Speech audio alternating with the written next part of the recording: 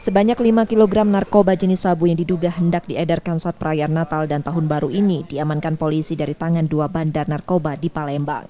Dua bandar narkoba tersebut yakni Wahyu dan Bayu yang ditangkap petugas saat berlibur di salah satu hotel di kota Palembang.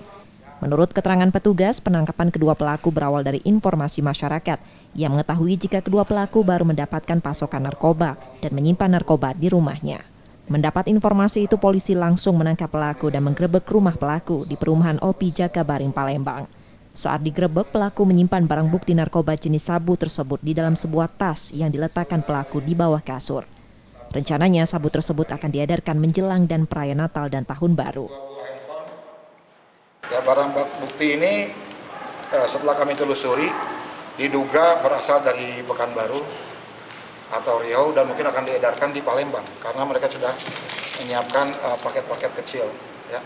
Kalau barang bukti ini kita taksir 3,1 miliar, kalau dipecah barang seperti ini mungkin bisa 5 miliar lebih. Berarti itu penyambutan tahun baru ini?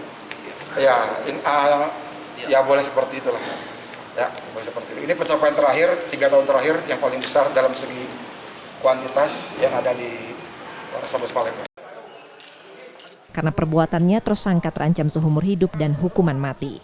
Yudi Kiswanto, Kompas TV, Palembang, Sumatera Selatan.